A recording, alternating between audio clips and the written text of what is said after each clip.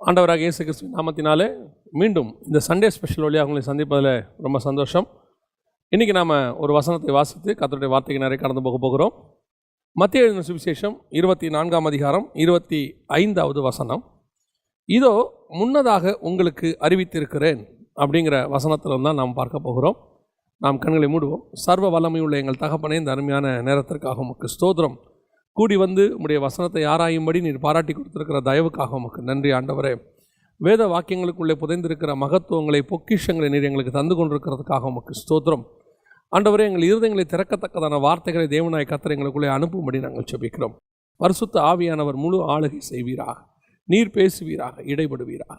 எங்கள் ஆண்டவர் இயேசுவின் நாமத்தில் பிதாவே, ஆமென். மத்தேயு சுவிசேஷம் 24ஆம் அதிகாரம் 25வது வசனத்தில் இதோ உங்களுக்கு நான் முன்பதாகவே அறிவித்திருக்கிறேன் அப்படின்னு சொல்லி இயேசு கிறிஸ்துவானவர் சில முக்கியமான விஷயங்களை சொல்லுகிறார். அதிலும் குறிப்பாக நீங்கள் பார்த்தீங்கன்னு சொன்னால், இந்த மத்தேயு சுவிசேஷத்தை 3 பகுதியாக பிரிக்க முடியும். 1 முதல் 8 வரைக்கும் ஒரு பகுதி, 9 முதல் 14 வரைக்கும் ஒரு பகுதி, 15 முதல் 30 வரைக்கும் ஒரு பகுதி, அதற்கு பிறகு 31லேருந்து 51 வரைக்கும் அது வேறொரு விஷயத்தை சொல்லுது. இந்த 3 பகுதியினுடைய எலாபரேஷன், அதாவது அதை பற்றின விளக்கங்கள் இதில் இருக்கும். 1 முதல் 8 வரை சபை எடுத்துக்கொள்ளப்படுவதற்கு முன்பதாக உள்ள சம்பவங்கள் அங்கே இருக்கும். 9 முதல் 14 வரை உபத்திரவ காலத்தினுடைய ஆரம்ப கால சம்பவங்கள் இருக்கும். 15 முதல் 30 வரை உபத்திரவ காலத்தினுடைய பிந்தின காலமும், அர்மேகதான் யுத்தமும், இயேசுவினுடைய பகிரங்க வருகை, இது எல்லாமே அங்கே இருக்கும். இது எப்படி நடக்கும், அது நடக்கும்போது என்னென்ன காரியங்கள் இருக்குங்கிறது அந்த 31லேருந்து 51 வரைக்கும் இருக்கும். அதில் ஆண்டவர் 25வது வசனத்தில் மிக முக்கியமான 3 விஷயங்களை சொல்லிட்டு அவர் சொல்கிறாரு, இதோ உங்களுக்கு முன்பதாகவே அறிவித்திருக்கிறேன் அப்படின்னு சொல்கிறார். இயேசு கிறிஸ்துக்கிட்ட எப்போவுமே ஒரு ஸ்பெஷாலிட்டி உண்டு. நம்முடைய ஆண்டவர் எப்போவுமே முன்னாடி சொல்லிட்டு தான் எதையுமே செய்வார். நமக்கு இது வேதத்தில் நல்லா தெளிவாக தெரியும். நான் செய்வதை என் தீர்க்கதரிசிகளுக்கு மறைப்பேனோ அப்படிம்பார். சோதோம் அழியறத ஆபிரகாம்கிட்ட போய் சொல்லுவார். எந்த ஒரு விஷயத்தையும் செய்யறதுக்கு முன்னாடி சொல்லிட்டு ஆண்டவர் செய்வார். அது அவருடைய ஸ்டைல் அப்படின்னு அர்த்தம். பல நேரங்களில் அவர் சொன்னதை அழகாக துல்லியமாக நிறைவேற்றுறதை நம்ம பார்க்க முடியும். பல நேரங்களில் அவர் சொல்கிறது எச்சரிப்பாக இருக்கும், காஷன் அப்படி இருக்கும். சில நேரங்களில் அவர் சொல்கிறது ஆசீர்வாதமாக இருக்கும். இந்த இடத்துல மத்தேயு 24ஆம் அதிகாரம் குறிப்பாக நமக்கு எல்லாருக்கும் தெரியும். மத்தேயு 24ஆம் அதிகாரம் கடைசி காலத்தினுடைய சம்பவங்கள். ஏன்னா 3ஆம் வசனத்தில் சீஷர்கள் போய் என்ன கேட்குறாங்கன்னா, உம்முடைய வருகைக்கும் உலகத்தின் முடிவுக்கும் அடையாளம் என்ன எங்களுக்கு சொல்ல வேண்டும் என்று சொல்லுகிறார்கள். ஸோ அதுக்கான பதிலாக தான் 24ஆம் அதிகாரம் இருக்குது. அந்த 24ஆம் அதிகாரத்தில் சில முக்கியமான விஷயங்களை சொல்லிவிட்டு, இதோ உங்களுக்கு முன்பதாகவே அறிவித்திருக்கிறேன் அப்படின்னு சொல்கிறார். எந்த விஷயத்தை சொல்கிறாரு அப்படின்னு கேட்டால், அதில் 3 பகுதியாக பிரித்து 3 முக்கியமான விஷயத்தை ஆண்டவர் சொல்கிறார். முதலாவது விஷயம் 4வது வசனத்தில் சொல்கிறாரு. ஃபர்ஸ்ட் பாயிண்ட், இயேசு அவர்களுக்கு பிரதியுத்தரமாக, ஒருவரும் உங்களை வஞ்சியாதியபடிக்கு எச்சரிக்கையாயிருங்கள். முதல் காஷன், எச்சரிக்கையாயிருங்கள்னு அவர் எதை சொல்கிறாரு? முன்பதாகவே சொல்கிறாரு, ஒரு எச்சரிக்கையாயிருங்கன்னு சொல்கிறார். எதை பற்றி? ஒருவரும் உங்களை வஞ்சியாதபடிக்கு எச்சரிக்கையாயிருங்கள். எதை பற்றி, எதில் வஞ்சியாதபடிக்கு, அதையும் அவரே கீழே தெளிவாக கொடுத்துட்றாரு. ஃபஸ்ட்டு 5வது வசனத்தில் அவர் சொல்கிறாரு, அநேகர் என் நாமத்தை தரித்து கொண்டு நானே கிறிஸ்து என்று சொல்லி அநேகரை வஞ்சிப்பார்கள். முதலாவதாக வஞ்சனை. கடைசி காலத்தில் வரக்கூடியதான மிக முக்கியமான ஒரு வஞ்சிக்கிற காரியத்தில் ஒன்று எதுன்னு கேட்டிங்கன்னா, அநேகர் என் நாமத்தை தரித்து கொண்டு நானே கிறிஸ்து என்று சொல்லி வருவார்கள்.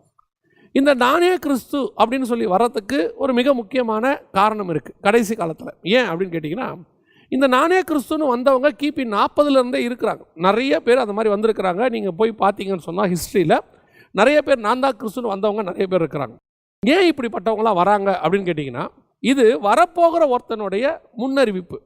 அவன் கடைசியாக அவன் தான் வருவான், நானே கிறிஸ்து. அதனால தான் அவனை அந்தி கிறிஸ்து, அந்தினா கடைசி கிறிஸ்துன்னு சொல்கிறோம்.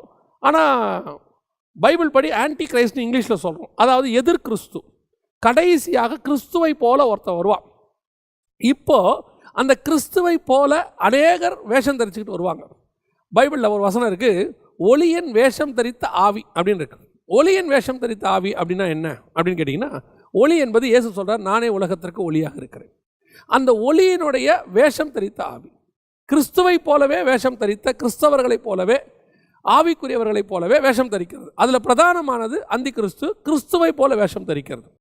அப்படி வஞ்சிக்கிற சில ஆட்கள் வருவாங்க, அநேகரை நாமத்தை தரித்து கொண்டு வருவார்கள். அப்படி நிறைய பேர் சபையை வஞ்சித்து இருக்கிறாங்க, நிறைய பேர் வஞ்சிக்கப்பட்டு போயிருக்கிறாங்க, அநேகர் மரணம் அடைஞ்சிருக்கிறாங்க. இது நடந்துக்கிட்டே இருக்குது. ஆனால் கடைசியாக சபைக்கு சீசனில் பார்த்து கர்த்தர் சொல்லும்போது மிக முக்கியமான ஃபஸ்ட்டு பாயிண்ட்டாக சொல்கிறாரு, ஒருவரும் வஞ்சியாதபடிக்கு எச்சரிக்கையாயிருங்கள். ஏன் நிறைய பேர் இப்படி ஒரு வஞ்சக ஆவியில் வருவாங்க. இன்றைக்கி கடைசி காலத்தில் இது ஒரு மிக முக்கியமான அடையாளமாக எப்படி இருக்குது, இன்றைக்கி கிறிஸ்துன்னு வந்தால் நாங்கள் ஈஸியாக கண்டுபிடிச்சிருவோம், அதெல்லாம் எங்களை ஏமாற்ற முடியாது அப்படின்னு நீங்கள் சொன்னீங்கன்னா நீங்கள் இன்னும் ஏமாந்துக்கிட்டு தான் இருக்கீங்க அப்படின்னு நான் சொல்லுவேன். இந்த நானே கிறிஸ்து என்று சொல்லி வருகிறவர்கள் நம்ம எப்படி எதிர்பார்த்துக்கிட்டு இருக்கிறோம் அப்படின்னா, ஒரு புறம் எப்படி எதிர்பார்க்குறோம். இப்போ விசாரியன் அப்படின்னு ஒருத்தர் வரார், ரஷ்யாவில் இருக்கிறார், செர்பியா பக்கத்தில், ரஷ்யாவுக்கு பக்கத்தில் செர்பியாவில் இருக்கிறார். அவர் பார்த்தீங்கன்னா நீல முடியோட தாடியோட அவர் இருக்கிறார். ஸோ கிறிஸ்து அப்படின்னு சொல்லி வரவங்க எப்படி வருவாங்க அப்படின்னா, இந்த நீல முடியோட தாடியோட இப்படிலாம் வந்து வஞ்சிப்பாங்க அப்படின்னு சொல்லி வரவங்களும் நிறைய பேர் அப்படி தான் வராங்க. ஆனால் நீங்கள் சரித்திரத்தில் பாருங்கள், இந்த நீல முடியோட தாடியோட வந்ததுக்கு ஈக்குவலாக அது இல்லாமல் வந்து வஞ்சித்தவங்களும் நிறையா. நானே கிறிஸ்துன்னு சொல்லி சினிமா நடிகர் ஒரு சிலர் ஹாலிவுட்லலாம் வந்திருக்கிறாங்க. அவங்க எல்லாருமே அந்த மாதிரி நீல முடியோட தாடியோட வரல. அதாவது இயேசு கிறிஸ்துவினுடைய புகைப்படம் அல்லது சிலை என்று சொல்லப்படுகிறவை அதே மாதிரி யாரும் வரல. அதே மாதிரி கொஞ்சம் பேர் வந்து இருக்கிறாங்க. அப்போது இந்த கிறிஸ்துவினுடைய ஆவி இந்த மாதிரி தான் வரணும்னு இல்லை, அது வேறு ரூபத்திலையும் சபைக்குள்ளே வரும், வந்து உங்களை வஞ்சிக்கும், கிறிஸ்துவை போல பேசும், கிறிஸ்துவை போல உங்களுக்கு சில காரியங்களை சொல்லும். ஒருத்தர் என்கிட்ட விதமாக அவர் சொன்னது அந்த வீடியோவில் நான் பார்த்தேன், ஆச்சரியமாக இருந்துச்சு. அவர் சொன்ன காரியங்கள் வேதத்துக்கு புறம்பாக இருக்கிறது. அப்போ அங்கே இருக்கிறவர் கேட்குறாரு, நீங்கள் சொல்கிறதெல்லாம் பைபிளில் இல்லையே அப்படின்னு சொல்லும்போது அவர் அழகாக ஒன்று சொல்கிறாரு, யோவான் ஸ்நானகன் சொன்னது கூட தான் பைபிளில் இல்லை, அதுக்கப்புறம் அது பைபிளாக மாறிடுச்சு. அதுக்கு முன்னாடி யோவான் ஸ்நானகன் சொன்னது அதுக்கு முன்னாடி பைபிளில் இல்லை, அதுக்கப்புறம் அது பைபிளாக மாறிடுச்சு. அந்த மாதிரி இப்போ நான் சொல்கிறதும் பைபிளில் இல்லை, ஒரு நாள் இது பைபிளில் வரும் அப்படிங்கிறார். என்ன ஒரு வஞ்சகத்தின் ஆவி பாருங்க, எப்படி ஒரு வஞ்சகம் உள்ள நுழையுது பாருங்க. இன்னைக்கு இதே போல் அநேகரை வஞ்சிக்கிற ஆவி சபைகளுக்குள்ள நுழையுது. பல நேரங்களில் அவர்கள் உட்கார்ந்து பேசும்போது கேட்டிங்கன்னா அது பேசுகிறது சரியாக இருக்கும், ஆமாம் கரெக்டு தான் அப்படின்னு. நமக்கு சில நேரங்களில் அதுக்கான விளக்கங்கள் கூட தெரியாமல் இருக்கும். அது அவங்க சொல்கிறது தப்புன்னு ஒரு உணர்வு இருக்கும் நமக்கு. ஆனால் நம்மளால் வந்து அதை எதிர்த்து பேசுகிற அளவுக்கு வசனம் இருக்காது, அவங்ககிட்ட அந்த அளவுக்கு ஸ்ட்ராங்காக இருக்கும். பல நேரங்கள் நான் யோசிச்சிருக்கிறேன், டக்குன்னு அவங்க சொல்லும் போது இதுக்கு சரியான ஒரு விளக்கம் கொடுக்கணுமேனு. ஆனால் எனக்கு விளக்கம் இருக்காது, தெரியாது. ஆனால் போகும்போது பார்த்தா அதுக்கான விளக்கங்கள் வேதாகமத்தில் இருக்கும். அந்த மாதிரி ஜனங்களை வஞ்சிக்கிறதான சுபாவத்தோடு கூட நிறைய ஆட்கள் கடைசி காலத்தில் சபையை மோசம் போக்கும்படி வந்திருக்கிறார். இந்த வஞ்சிக்கிற சுபாவத்தோடு கூட சபையை மோசம் போக்கும் போது வெளிப்படுத்தின விசேஷம் 2ஆம் அதிகாரத்தில் 20வது வசனத்தில் ஆண்டவர் ஒரு காரியத்தை சொல்கிறாரு, ஆகிலும் உன் பேரில் எனக்கு ஒரு குறை உண்டு, என்னவெனில் தன்னை தீர்க்கதரிசி என்று சொல்லுகிற ஏசபேல் என்னும் ஸ்திரீயானவள் என்னுடைய ஊழியக்காரர் வேசித்தனம் பண்ணவும் விக்கிரகங்களுக்கு படைத்தவைகளை புசிக்கவும் அவர்களுக்கு போதித்து அவர்களை வஞ்சிக்கும்படி நீ அவளுக்கு இடம் கொடுக்கிறாய் அப்படின்னு இருக்கு. இந்த வசனத்தை நல்லா கவனிச்சு பாருங்க. தீர்க்கதரிசி என்று சொல்லுகிற ஏசபேல் என்னும் ஸ்திரீயானவள், ஸ்திரீங்கிறது ஒரு சபை, நம்ம எல்லாருக்கும் தெரியும். சபையை மோசம் போக்குற இன்னொரு சபை. இது என்ன செய்து தன்னை தீர்க்கதரிசி என்று சொல்லுகிறது. ஆனால் ஏசபேல் யாரு? அவள் ஒரு அரசி, ராஜகுமாரத்தி, ஆகாபுடைய மனைவி. ஆனால் வசனம் சொல்லுது தன்னை அவள் என்ன சொல்கிறாளா, தீர்க்கதரிசி என்று சொல்லி என்னுடைய ஊழியக்காரர் வேசித்தனம் பண்ணவும் விக்கிரகங்களுக்கு படைத்தவைகளை புசிக்கவும் அவர்களுக்கு போதிக்க. அங்கிருந்த ஏசபேல் என்ன பண்ணா, பழைய ஏற்பாட்டில் நம்ம எல்லாருக்கும் தெரியும், ஊழியக்காரங்களை தோப்பு விற்கிறக்காரங்க பாகால் தீர்க்கதரிசிகளை கூப்பிட்டு பந்தி இருக்க வச்சா, சாப்பாடு போட வச்சா, நம்ம எல்லாருக்கும் தெரியும். இப்போ அதே மாதிரி இப்போ புதிய ஏற்பாட்டு சபையில் அப்படி ஒரு உபதேசம் வருது. அப்படிப்பட்ட ஒருத்தி வரா, அந்த ஆவி கிரியை செய்து அது என்ன செய்து தன்னை தீர்க்கதரிசி என்று, அதான் ரொம்ப முக்கியம். அங்கிருந்த ஏசபேல் தன்னை தீர்க்கதரிசின்னு சொன்னாலான் பைபிளில் இல்லை. ஆனால் இங்கே இருக்க ஏசபேல் அதே தான், அதே ஸ்பிரிட்டை பற்றி தான் பேசுகிறாரு. அந்த ஸ்பிரிட் என்ன சொல்லுதான், தன்னை தீர்க்கதரிசி என்று சொல்லுதான். அதாவது புதிய ஏற்பாட்டு பிரமாணத்தின்படி வருதான், ராஜாவாகவும் இருக்குது, ஆசாரியனாகவும் இருக்குது. தன்னை அரசியாகவும் அதே நேரத்தில் தீர்க்கதரிசி என்றும் புதிய ஏற்பாட்டு பிரமாணத்தின்படி உள்ளே வந்து இங்கே என்ன செய்ய வைக்குதா, பிசாசுக்கு போதிக்கிற போதனைகளை, விக்கிரகங்களுக்கு படைத்தவைகளை புசிக்கும்படி, அங்கே கொடுக்கிற உபதேசங்களை சாப்பிடும்படிக்கு, வேசித்தனம் பண்ணவும் மற்ற காரியங்களோடு கூட கலந்து போகவும், இதெல்லாம் நீங்கள் லிட்டரலாக எடுக்க முடியாது, மற்ற காரியங்களோடு கூட கலந்து போகவும் சபையை போதிக்குதாம். இன்னைக்கு சபைக்குள்ள இப்படிப்பட்டதான வஞ்சிக்கிற ஆவிகள் கடைசி காலத்தில் சபையை வஞ்சிக்கிற ஆவிகள் வந்திருக்குது. யார் பேரில் வந்திருக்குது? ஊழியக்காரன் பேரில் வந்திருக்குது. அதான் ரொம்ப முக்கியம். புதிய ஏற்பாட்டு பிரமாணத்தின் ஊழியக்காரன் பேர்லேயே வந்திருக்கு. ஆனால் அவள் யாரு? பழைய ஏற்பாட்டு அரசி. இதே தான் பழைய ஏற்பாட்டு பிரமாணத்தை அல்லது பழைய ஏற்பாட்டில் உள்ளதான காரியங்களை ஒரு சிலதை எடுத்துக்கிட்டு புதிய ஏற்பாட்டு பிரமாணத்துக்குள்ள போதிக்கிறது, நியாய பிரமாணத்தை கொண்டு வந்து சுயாதீன பிரமாணம் போல போதிக்கிறது. இதே மாதிரி ஆட்கள் ஆரம்பத்தில் இருக்கிறாங்க. எங்க இருக்கிறாங்க? பேதுரு காலத்தில் இருக்கிறாங்க. சபைக்குள்ள அவங்க வந்து விருத்த சேதனம் இந்த மாதிரி காரியத்தெல்லாம் உள்ள கொண்டு வராங்க. அதெல்லாம் கொண்டு வந்து சபையை வஞ்சிக்க பார்க்குறாங்க. அப்படி வரும்போது பவுல் கடிச்சு கொள்றாரு. அதற்கப்புறம் சங்கம் உட்கார்ந்து ஒரு தீர்மானம் எடுக்கிறாங்க. இந்த மாதிரி காரியங்கள்லாம் வேணான்னு சொல்லி முடிவு எடுக்கிறாங்க. ரத்தத்துக்கு, பீருண்ட சத்தத்துக்கு, விபச்சாரத்துக்கு இதுக்கு மட்டும் விலக்கி இருந்தால் போதுன்னு முடிவு எடுக்கிறாங்க. அதற்கு பிறகு அந்த அடங்கலை பாருங்க. அதுக்கப்புறம் சபையை மோசம் போக்குறதுக்கு அந்த நியாய பிரமாணத்தை உள்ள கொண்டு வர பார்க்குது. கொண்டு வந்து இந்த சுயாதீன பிரமாணத்தை கிறிஸ்து கொடுத்திருக்கிறதான இந்த மகா மேன்மையான புதிய ஏற்பாட்டு உபதேசத்தை, பரலோகத்துக்கு போக வேண்டிய உபதேசத்தோடு கூட எதை கலக்க பார்க்குது? தள்ளப்பட்ட, நிறுத்தி வைக்கப்பட்ட, கர்த்தர் இப்பொழுதுக்கு வேண்டாம் என்று சொல்லப்பட்ட நியாய பிரமாணத்தினுடைய முறைமைகளை கொண்டு வந்து கலக்க பார்க்குது. இன்னைக்கு அதுதான் கலந்துருக்குது சபைகளுக்குள்ள. நியாய பிரமாணத்தின் முறைமைகளை கலந்து சபையை வந்து மோசம் போக்குற கள்ள போதகம் அப்படியே சபையை கலந்து நாசம் பண்ணும். வஞ்சிக்காதபடிக்கு. வஞ்சனைனா என்ன தெரியுங்களா? நீங்க பார்த்த உடனே கண்டுபிடிக்கிற மாதிரி இருக்காது வஞ்சனை. இதே ஒரு காரியத்தை நான் பாருங்க, ஸ்திரீயானவள் வஞ்சிக்கப்பட்டாள் அப்படின்னு சொல்லுது. இப்போ பிசாசு வந்து பேசுச்சு சர்பத்தின் வழியாக. அங்கேயும் பாருங்க, பிசாசு சர்பம் ரெண்டும் சேர்ந்து காம்பினேஷன். இது ரெண்டும் வருது, ஸ்பிரிட்டும் பாடியும் ஒன்றா சேருது. அந்த இடத்துல சேர்ந்து வந்து சபையை வஞ்சிக்குது. எப்படி வஞ்சிக்குது? ஆண்டவர் சொன்ன மாதிரியே தான் அதுவும் சொல்லுது. புசிக்க வேண்டாம் என்று சொன்னாரோ? அவர் சொல்ற, ஆமாம் அவர் சொன்னார், அதே தான் கரெக்ட் சொன்னார். அவர் சொல்லுது, இல்லை நீ சாப்பிடு, புசிக்கும் நாளிலே நீ சாக மாட்டாய். ஆண்டவர் சொன்ன உபதேசம், புசிக்கும் நாளிலே நீ சாவாய். அவர் எதை சொல்கிறாரு? நீ என்னைக்கு சாப்பிட்றியோ அன்னிலேருந்து மரணம் தொடங்குது உனக்கு. அப்படி ஒரு டிசைன்லேயே இல்லாத நீ அந்த டிசைனுக்குள்ளே போகிற. உன் ஆத்மா சாக தொடங்குது. உன் ஆத்மா பரலோகத்துக்கு போகாது, பாதாளத்துக்கு போகும். ஆண்டவர் அதை பற்றி பேசியிருக்காரு ஸ்பிரிச்சுவலி. இவன் லிட்டரலாக எடுத்துட்டான். இப்போ என்ன சொல்ற? நீ சாப்பிடு, சாவரியா பாரு, சாவல. இந்த உபதேசம் கரெக்ட். ஏன் பாருங்க, சாவல பாருங்களேன். இதே மாதிரி தான் கர்த்தர் ஆவிக்குரிய ஆசீர்வாதம் சொல்றத உலக ஆசீர்வாதம் போதிக்கிறதான பிசாசின் காரியங்கள். இப்போ ஆண்டவர் என்ன தெளிவாக வசனத்தில் இருக்குதுங்க. உலகத்தின் ஐஸ்வர்யத்தை குறித்தோ உலகத்தின் காரியத்தை குறித்தோ போதிக்க வேண்டிய அவசியம் இல்லைன்னு இருக்கு. கீழானவைகள் அல்ல மேலானவைகளே நாடுங்கள்னு இருக்கு. ஆண்டவர் அதை பற்றி அப்போ சபை எதுக்கு கொடுத்தோன்ற டீட்டெயில்ஸ் எல்லாமே இருக்கு. அதை விட்டுட்டு உங்களை மயக்கிற வஞ்சிக்கிற உபதேசம், உங்களை அப்படியே அழிவுக்கு நேராக இருக்கிற உபதேசங்களை நேரி. ஏன்னா நியாயப்பிரமாணம் உங்களை எங்கே கொண்டு போகாது? உங்களை பூரணப்படுத்தாது. நியாயப்பிரமாணம் எங்கே கொண்டு போகாது? பரலோகத்துக்கு கொண்டு போகாது. நியாயப்பிரமாணத்தை ஃபாலோ பண்ணவர்கள் வாக்குத்தத்தம் பண்ணப்பட்டதை அடையாமல் போனார்கள்னு இருக்கு. அப்போ அந்த உபதேசத்தை உங்களுக்கு கொடுக்கணும். இப்போ ஏன்னா உங்களை பரலோகத்துக்கு போடாமல் தடுக்கிறதுக்கு வஞ்சனை. இப்படி சொன்னாரோ? இதுவும் இவர் சொன்னதாங்க. நியாயப்பிரமாணம் இவர் சொன்னது தானே, அதில் உள்ளதானே எடுத்து சொல்கிறோம் அப்படின்னு சொல்லி நூதனமாக போதிச்சு சபையை மோசம் போக்குற ஏசபேலின் உபதேசம். இந்த வஞ்சிக்கிற அந்த சுபாவத்தை நீங்கள் கண்டுபிடிக்கிறவங்களா இருக்கணும். நீ கடைசி காலத்தில் எத்தனை பேர் உங்களுக்கு போதிச்சு இந்த கீழாண்மைகளில் மேலாண்மைகளே நாங்கள் சொல்கிறானோ, எத்தனை பேர் சொல்கிறாங்களோ, யார் சொன்னாலும் வெறும் இதை மட்டுமே உங்களுக்கு போதிக்கிறவர்களால் மட்டுமே நீங்கள் உங்களை பாதுகாத்துக் கொள்ள முடியாது. உங்களுக்குள்ள இருக்கிற பரிசுத்த ஆவியானவர் உங்களை பாதுகாக்க வல்லமை உள்ளவராக இருக்கிறார். நீங்கள் அந்த இன்ட்ரெஸ்ட்டுக்கு வரணும். உங்களை அதுக்கு நீங்கள் ஒப்பு கொடுக்கணும்.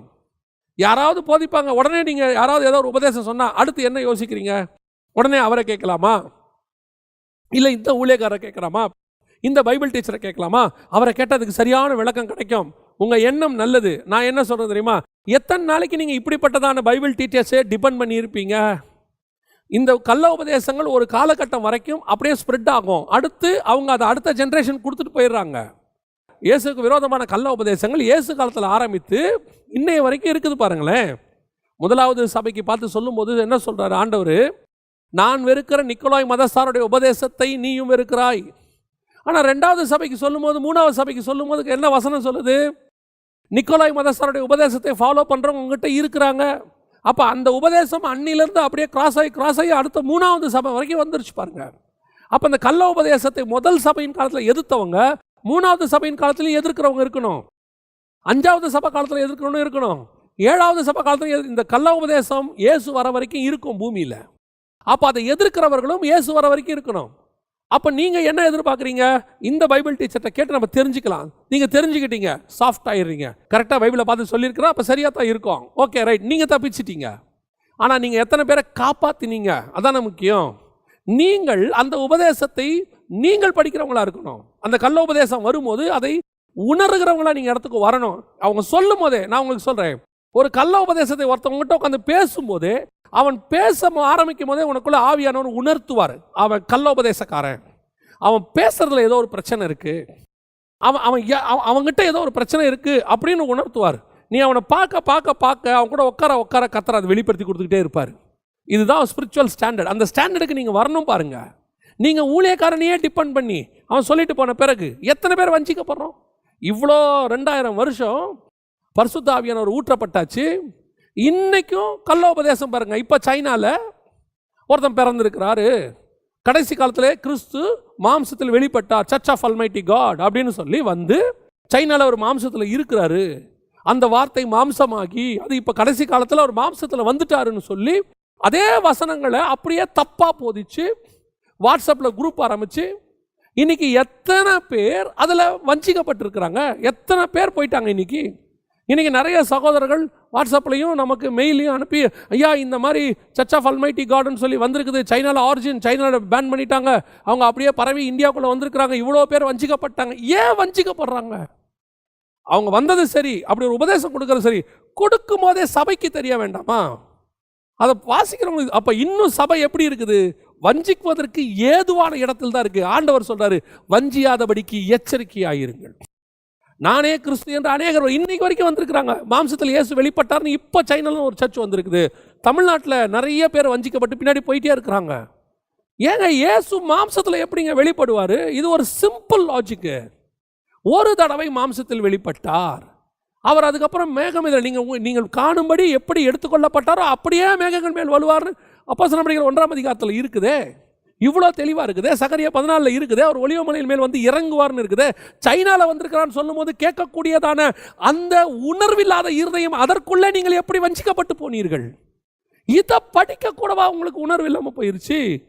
இன்னைக்கு கடைசி காலத்தில் இயேசுவின் ரத்தத்தால் சம்பாதிக்கப்பட்ட திருச்சபையை மோசம் போக்குறபடி வஞ்சிக்கிற ஆவி உலாவுது.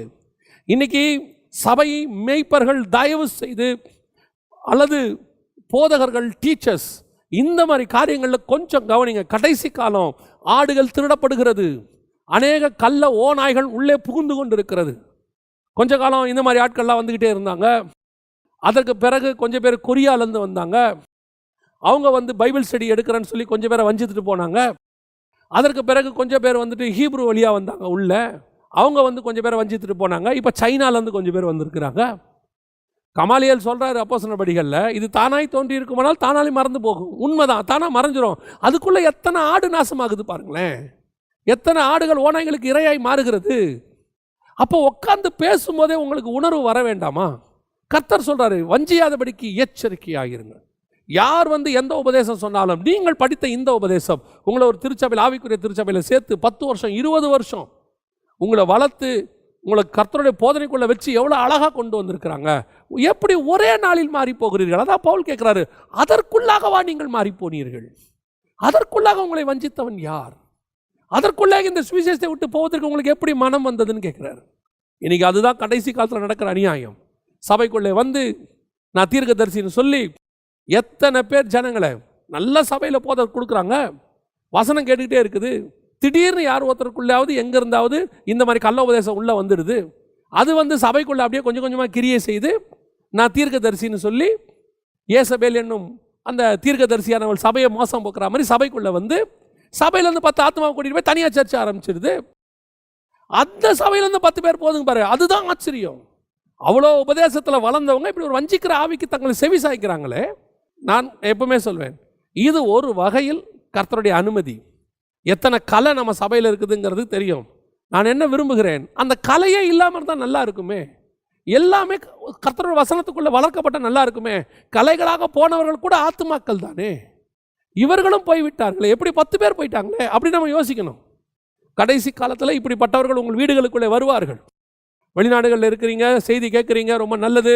பல நேரங்களில் நீங்கள் ஆலயத்துக்கு போக முடியாது. விசிட்டிங் பாஸ்டர்ஸ்னு கொஞ்சம் பேர் வருவாங்க, வீடு வீடாக வருவாங்க, உங்களுக்கு ஏற்ற மாதிரி ப்ராஃபஸி சொல்லுவாங்க. உங்களுக்கு ஒன்று சொல்லுகிறேன், நான் அந்த காலத்துலேருந்து சொல்லிகிட்டே தான் இருக்கிறோம், இப்பவும் சொல்கிறோம். தீர்க்கதரிசி என்கிறவன் உங்கள் இருதயத்துக்கு ஏற்ற மாதிரி பேசுகிறவன் அல்ல. தீர்க்கதரிசி என்கிறவன் உங்களை சந்தோஷப்படுத்துறதுக்கு வரமாட்டான். தீர்க்க தரிசனம் என்பதே என்ன முதல்ல தெரியணும். சபையின் பக்தி விருத்திக்கு ஏதுவானது தான் தீர்க்க தரிசனம். தீர்க்கதரிசி கண்டித்து உணர்த்துகிறது தான் தீர்க்க தரிசனம். அதுக்கு தான் தீர்க்கதரிசி வருவான். உங்கள் வீடுகளில் நீங்கள் என்ன விரும்புகிறீங்க, வந்து உட்காந்த உடனே உங்களுடைய கவலை கஷ்டத்தில் ஃபஸ்ட்டு நீங்கள் கொட்டிடுறீங்க அந்த ஆள்கிட்ட. அதுக்கு ஏற்ற மாதிரி ப்ராஃபஸி. நல்லா கவனிச்சுக்கொள்ளுங்க. விசுவாச வார்த்தை பேசுவது வேறு, விசுவாச வார்த்தையை தீர்க்க தரிசனமாய் சொல்லுவது வேறு. சில விசுவாச வார்த்தையை ரொம்ப லாஜிக்காக தீர்க்க தரிசனம் மாதிரி அடிச்சு விடுவான். அதுதான் விசுவாச வார்த்தை வேறு. கர்த்தர் உங்களுக்கு நிச்சயம் குழந்தையை கொடுப்பார், குழந்தை இல்லாதவங்களுக்கு சொல்கிறோம், இது விசுவாச வார்த்தை. இந்த ஆண்டு நிச்சயம் இந்த வருஷத்துக்குள்ளே கர்த்தர் உனக்கு இப்படி ஒரு குழந்தையை இப்படி கொடுப்பாருங்கிறது விசுவாச வார்த்தையை தீர்க்க தரிசனமாக அடிச்சு விடுறது. இந்த மாதிரி வஞ்சிக்கிறவங்க எத்தனை பேர் இருக்கிறாங்க? ரொம்ப கேர்ஃபுல்லாக இருந்து கொள்ளுங்க.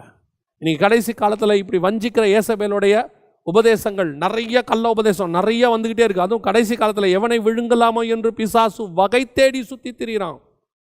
எல்லாருக்கிட்டையும் போய் மண்டையை கொடுக்கறது, எல்லாருடைய உபதேசத்தையும் உட்காந்து கேட்டுக்கிட்டு அப்புறம் உட்காந்துக்கிட்டு அதில் கொஞ்ச நாள் வஞ்சிக்கப்படுறது. அதுக்கப்புறம் ஏன்னா அது ஆத்மாவுக்கு ஒத்து வராது பாருங்கள், அரோசகமாக இருக்கும், அது ஆத்மாவுக்கு ஒத்து போகாது. சில நேரத்தில் நீங்கள் பார்த்தீங்கன்னு சொன்னால் சிலருடைய ஃபுட்டை நம்ம சாப்பிட போவோம், அது வெஸ்டர்ன் ஃபுட்டோ ஈஸ்டர்ன் ஃபுட்டோ, அது சாப்பிடும்போது கொஞ்சம் நல்லா தான் இருக்கும். ஆனால் நமக்கு நம்ம ஜீனுக்கு நம்ம சாப்பாடு தான் ஒத்து வரும் பாருங்களேன். கொஞ்ச நாள் கழித்து அதுவே நமக்கு போர் அடிக்கும். நீங்கள் யூகேக்கெலாம் போனீங்கன்னா பிரெட்டு கொடுப்பாங்க, அன்றைக்கி இப்போ சாப்பிட்றதுக்கு அந்த இடத்துல பீஸா கீஸெல்லாம் நல்லா தான் இருக்கும், கொஞ்சம் அப்படி வெஸ்டர்ன் ஃபுட்டு. ஆனால் போக போக உங்களுக்கு நல்லா தெரியும் இது சரி வராது எனக்கு, அது அவனுக்கு சரி வரும், இது எனக்கு சரி வரும். அதே மாதிரி தான் கர்த்தர் நமக்கென்று ஒரு உபதேசத்தை கொடுத்துருக்கிறாரு. அந்த உபதேசம் தான் அது சரி வரும் பாருங்க. அதை விட்டுட்டு சில கள்ள உபதேசங்கள் சாப்பிடும்போது நல்லா இருக்கிற மாதிரி தெரியும், கொஞ்சம் டிஃப்ரெண்ட்டாக இருக்கிற மாதிரி தெரியும், அதில் கொஞ்சம் நன்மை இருக்கிற மாதிரி இருக்கும். ஆனால் போக போக தான் தெரியும் அது தவறு. நீங்கள் ஆவியில் அதை முதல்ல கொடுக்கும் போதே உணரணும்னு நான் சொல்கிறேன். ஒரு சிலர்லாம் வந்து உட்காரும் போதே தெரியும், ஸ்பிரிட்டில் ஒரு எதிர்ப்பு உண்டாகும். அவங்க பேச ஆரம்பிக்கும் போதே தெரியும் ஒரு எதிர்ப்பு உண்டாகும். அப்போயே சொல்லுவேன், இவர் இந்த இந்த இந்த பர்சன்ட் ஏதோ ராங் இருக்குது. அவர் 5 நிமிஷம் பேசும்போதே நமக்கு தெளிவாக தெரிஞ்சிடும் இந்த மனுஷன் தப்பான உபதேசத்தில் இருக்கிறார். You must be very careful. கடைசி காலத்தில் வஞ்சிக்கிற ஆவிகள் இப்பொழுது கிரியை செய்ய தொடங்கி இருக்குது. இப்போ நிறையா வந்துட்டு இருக்குது, நிறைய பேர் நமக்கு அனுப்பிட்டும் இருக்கிறாங்க. நீங்களும் கேர்ஃபுல்லாக இருங்க. வாட்ஸ்அப்பில் ஒரு குரூப்பில் சர்ச் நடத்துகிறாங்க, ஜாயின் பண்ண சொன்னாங்க. சும்மா தான், ஃப்ரீ தான், ஜாயின் தான் பண்ண சொன்னாங்க, ஜாயின் தான் பண்ணோம். அவங்க நோட்ஸ் அனுப்பி விட்டாங்க, அது 40 கிளாஸஸ்ஸு 20 கிளாஸஸ்ஸு. அந்த நோட்ஸ் அனுப்ப ரொம்ப டிஃப்ரெண்ட்டாக இருந்துச்சு. ஆனால் போக போக அது ரொம்ப வித்தியாசமாக இருக்குது. ஏசுநாதர் அங்கே இருக்கார், இங்கே இருக்கார், நம்ம பார்க்க போகிறோம், சைனாவில் இருக்கிறாரு, உங்களை வந்து பரலோகமே கிடையாது, நரகமே கிடையாது, உங்களை ஏமாத்துறாங்க, இப்படியெல்லாம் நிறைய கள்ள உபதேசம் வரும். வஞ்சிக்கிறது. உங்களுக்கு ஒரு ஊழியக்காரரை கத்தர் கொடுத்துருக்காரு. நான் எப்போவும் சொல்லுவேன், ரட்சிக்கப்பட்டவர்களே கத்தர் அனுதினமும் சபையிலே சேர்த்தார். உங்களுக்கு ஒரு சர்ச், உங்களுக்கு ஒரு மெய்ப்பன், அங்கே சில உபதேசம், அதில் தரித்துருங்க. அந்த உபதேசங்களில் அங்கே கொடுக்குறவரும் 100% யாரும் இங்கே பர்ஃபெக்ட் இல்லை, நாங்கள் உட்பட நோபடி இஸ் பர்ஃபெக்ட். சில பிரச்சனைகள் வர செய்யும், அதை நாங்கள் பேசி தீர்த்துக்கலாம், அது குடும்ப பிரச்சனை மாதிரி. அதை விட்டுட்டு நீங்கள் இங்கே பயந்துக்கிட்டு, நம்ம மந்தையை பயந்துக்கிட்டு வெளியே போனீங்க, ஓனாய் இருக்குது, ஓனாய் கடிச்சு கோதறிட்டோம். ரொம்ப கேர்ஃபுல்லாக இருங்க. முதலாவது இயேசு சொல்லுகிறார், ஒருவரும் உங்களை வஞ்சியாதபடிக்கு எச்சரிக்கையாக இருங்கள். 2வது எச்சரிப்பு இயேசு என்ன கொடுக்கிறார்? 6வது வசனம், யுத்தங்களையும் யுத்தங்களின் செய்திகளையும் கேள்விப்படுவீர்கள், கலங்காதபடிக்கு எச்சரிக்கையாக இருங்கள், இவைகளெல்லாம் சம்பவிக்க வேண்டியதே, ஆனாலும் முடிவு உடனே வராது. நல்லா கவனிச்சுக்கொள்ளுங்க. இங்கே 2வது எச்சரிப்பு என்ன கொடுக்கப்படுது? சில இயற்கை பேரழிவுகளை ஆண்டவர் சொல்கிறார். யுத்தங்களையும் யுத்தங்களின் செய்திகளையும் கேள்விப்படுவீர்கள். அடுத்து ஜனத்துக்கு விரோதமாய் ஜனம், ராஜ்யத்துக்கு விரோதமாய் ராஜ்யம், பஞ்சம், கொள்ளை நோய், இவைகளெல்லாம் சம்பவிக்க வேண்டியதே, ஆனாலும் கலங்காதபடிக்கு எச்சரிக்கையாக இருங்கள். 2வது, இந்த கடைசி காலத்தில் சொல்ல வேண்டிய மிக முக்கியமானது, கொள்ளை நோய், இந்த மாதிரி சம்பவங்கள்லாம் நடக்குது. இதோ இப்போது ரஷ்யா உக்ரைன் பிரச்சனை போயிட்டுருக்குது, அது சால்வ் ஆகிற நிலைமைக்கு போயிட்டுருக்குது. இப்போ இந்த மாதிரி பிரச்சனைகள் போக போக போக இந்த செய்திகளெல்லாம் கேட்க கேட்க உங்களை அறியாமலேயே வசனமே சொல்லுது, இவைகள் சம்பவிக்கிறத கேட்கும்போது மனுஷருடைய இருதயம் சோர்ந்து போகும்னு இருக்கு. லூக்கா எழுதின சுவிசேஷம் 21ஆம் அதிகாரம் 26வது வசனத்தில், வானத்தின் சத்துவங்கள் அசைக்கப்படும், ஆதலால் பூமியின் மேல் ஒரு ஆபத்துகளுக்கு பயந்து எதிர்பார்த்திருக்கிறதுனால் மனுஷனுடைய இருதயம் சோர்ந்து போகும். அதான் இன்னைக்கு நடக்குது. வசனம் தெளிவாக இருக்கு பாருங்க. இதே சம்பவம் தான் மத்திய 24 உள்ளது தான் லூக்கா 21 இருக்கு. என்ன சொல்றாரு? இதெல்லாம் சம்பவிக்க வேண்டியதே, உங்க இருதயம் சோர்ந்து போகும். ஆனால் சொல்றாரு, கலங்காதபடிக்கு எச்சரிக்கையாக இருங்கள். சில நேரங்கள் இந்த சம்பவங்கள் நடக்கிறத சொல்லும்போது கேட்கும்போது, சமீபத்தில் கொரோனா வந்தது, கொள்ளை நோய் வந்தது, டிவியில் அந்த சம்பவங்களை சொல்கிற விதம்னு ஒன்று இருக்குது. அதை கொடுக்கும்போது அவருடைய இருதயம் சோர்ந்து போகிறது. ஐயோ, எங்கே பார்த்தாலும் மரணம், எங்கே பார்த்தாலும் மரண ஓலம். அதெல்லாம் கேட்கும்போது சில சேனல்ஸ் என்ன செய்கிறாங்கன்னா, தங்களுடைய அந்த ஜனங்கள் வியூவர்ஸை இன்க்ரீஸ் பண்ணுறதுக்காக அவங்களுடைய ஜனங்களுக்கு ஒரு வீக்னஸ் இருக்குது. அதாவது நம்முடைய இருதயம் வந்து எப்படிப்பட்டதுன்னு கேட்டிங்கன்னா, சில துக்கமான செய்திகளை பார்க்கும்போது அதுவும் துக்கமாயிடும், சந்தோஷமான செய்திகளை பார்க்கும்போது சந்தோஷமாயிடும். அப்போ இந்த மாதிரி ஒரு குழந்தை குண்டடிப்பட்டு கிடக்கிறத பார்க்கும்போது, தெருக்களில் எல்லாரும் மறித்திருக்கிறத பார்க்கும்போது நம்ம இருதயம் ஆட்டோமேட்டிக்காக உடைஞ்சு போகும். அதனால தான் பார்த்தீங்கன்னு சொன்னால் பெரும்பான்மையான சீரியல்களை வந்து அழுகையோடு தான் எடுக்கிறாங்க. அப்படியே வீட்டு குடும்ப பிரச்சனை அழுது. ஏன்னா பெண்களுடைய இருதயமோ அதை பார்க்குறவங்க இருதயமோ அதுக்கேற்ற மாதிரி சோர்ந்து போகும். அப்படியே இருதயம் வந்து அவங்க அப்படியே ஒரு மாதிரி பிழிகிற மாதிரி மாறிடும். இப்போ அந்த டெக்னிக்கை வந்து எல்லா நியூஸ் சேனல்ஸும் ஃபாலோ பண்ணுது. எப்படி நியூஸ் சேனல்ஸ் ஃபாலோ பண்ணுது அப்படின்னு கேட்டிங்கன்னு சொன்னால், அவங்க இந்த மாதிரி செய்திகளெல்லாம் அப்படியே அவங்க சொல்கிற விதம்னு ஒன்று இருக்குது. அதை அப்படியே சொல்லி அந்த ஜனங்க வந்து அப்படியே அதை பார்க்கும்பொழுது ஐயோ இப்படி நடக்குது. ஒரு புறம் இது அப்படி போகிறது, அடுத்த ஸ்டேஜுக்கு போகும்போது ஓவர் டோஸாக மாறுது. ஓவர் டோஸாக மாறி என்ன சொல்லுது, ஐயோ அடுத்து நமக்கு நடக்க போகுது, நமக்கு இப்படி வரப்போகுது, நம்ம வீட்டில் ஒரு வேளை மரணம் வந்துடுமோ. ஆண்டவர் சொல்கிறாரு, மனுஷனுடைய இருதயம் சோர்ந்து போகிறது இயல்பு, ஆனால் நீங்கள் கலங்காதபடிக்கு எச்சரிக்கையாயிருங்க. இதெல்லாம் சம்பவிக்க வேண்டியதே, நடக்கும். கொள்ளை நோய் வந்துச்சு, வர்றதுக்கு முன்னாடியே சொல்கிறோம் வருதுன்னு. ஆண்டவர் சொல்லிட்டாரு, கொள்ளை நோய் வரும்னு சொன்னார், தான் வந்திருக்குது. யுத்தங்களின் செய்திகளையும் கேள்விப்படுவீர்கள்னு சொன்னார், தான் கேள்விப்பட்டுக்கிட்டு இருக்கீங்க. சம்பவிக்க வேண்டியது, நீங்கள் என்ன பண்ணாலும் அது நடக்க தான் செய்யும், மாறாது. பூமி எதிர்ச்சிகள், நிறைய பூமி எதிர்ச்சிகள் 2004 2015 வரைக்கும் நடைபெற்றது. சுனாமியில் ஆரம்பிச்சிச்சு தமிழ்நாட்டில். பெரிய பெரிய பூமி எதிர்ச்சிகள் உலகளாவிய நடந்தது. கொள்ளை நோய்கள் நடந்துருச்சு. இப்போ யுத்தங்களின் செய்திகள் நடந்துக்கிட்டு இருக்குது. இதெல்லாம் சம்பவிக்க வேண்டியது. ஆனால் உங்களுக்கு என்ன வரக்கூடாது தெரியுமா? கலங்காதபடிக்கு. கலக்கமடையாதீங்க. இது என்னவாகுமோ, என்னவாய் முடியுமோ. ஒவ்வொரு நாளும் அப்படியே டிப்ரெஷன், ஸ்ட்ரெஸ்ஸுக்குள்ளே போகிறாங்க. நல்லா தெரிஞ்சுக்கொள்ளுங்க, இயேசு வருகிறார் என்று சொல்லுகிறது நிறைய பேர் இந்த லிஸ்ட்டில் எடுத்துக்கிறாங்க. அவர் பயமுறுத்துறாரு, அது பயமுறுத்தி. நான் திருப்பியும் சொல்கிறேன், ஏன் பயம் அடையணும்? ஏன் பயம் அடையணும்? எக்ஸாம் வருது அப்படின்னு சொன்னால் யார் பயப்படுவா? படிக்காதவங்க பயப்பட போகிறாங்க. நல்லா படித்தவங்க என்ன செய்வாங்க? அதை எதிர்பார்த்து காத்திருப்பாங்க. எப்போ எக்ஸாம் பாருங்கள், இப்போ பாருங்கள், எக்ஸாமே வரல. இப்போ எக்ஸாமாக நிறைய பிள்ளைங்கள் காத்திருக்குது, எப்போ எக்ஸாம் நடக்கும். ஒரு கூட்டம் என்ன செய்யுது, அப்பா எக்ஸாம் இல்லாமையே பாஸ் பண்ணிட்டா நல்லா இருக்கும். ஒரு நல்ல படிக்கிற பையன் என்கிட்ட வந்து சொன்னான், அங்கிள் பாருங்க அங்கிள் எக்ஸாம் எல்லாம் கேன்சல் பண்ணிட்டாங்க. நான் சொன்னேன், எல்லாரும் சொன்ன போது தான் நானும் சொன்னேன், ஏன் தம்பி நல்ல விஷயம் தானப்பா, பாஸ் பண்ணாமே அடுத்த கிளாஸ் போயிடலாமே. அவன் சொல்கிறான், அங்கிள் அப்போ எனக்கும் படிக்காதவனுக்கும் என்ன அங்கிள் வித்தியாசம்? அந்த எக்ஸாம் தானே அங்கிள், நான் படிச்சிருக்கேனா இல்லையான்னு என்னையே டெஸ்ட் பண்ணி பார்க்க முடியும். நான் படிக்காதவனும் என் கூட ஜாலியாக ஊர் சுற்றுறவனும் ஒரு வருஷம் ஃபுல்லாக படித்தவனும் ஒரே கேட்டகரி ஆகிடுவோம் இல்லை அங்கிள்? எவ்வளோ ஒரு ஞானம் பாருங்க. அப்போ அந்த பையன் எக்ஸாமை ஃபேஸ் பண்ணுறதுக்கு விரும்புகிறான் பாருங்க. அந்த எக்ஸாம் என்னை ப்ரூஃப் பண்ணும், என்னுடைய எஃபர்ட்ஸ், நான் போட்ட எஃபர்ட்ஸ் அங்கே காண்பிக்கும். அடுத்த இதுக்கு நான் போகும்போது கம்பீரமாக போவேன், நான் பாஸ் பண்ணி போவேன். இன்னொருத்தன் எப்படி வருவான்? நல்ல வேலை, 2 பேரும் போய் ஒரு கிளாஸில் உட்காந்துருப்பாங்க. எப்படி உட்காந்துருப்பாங்க?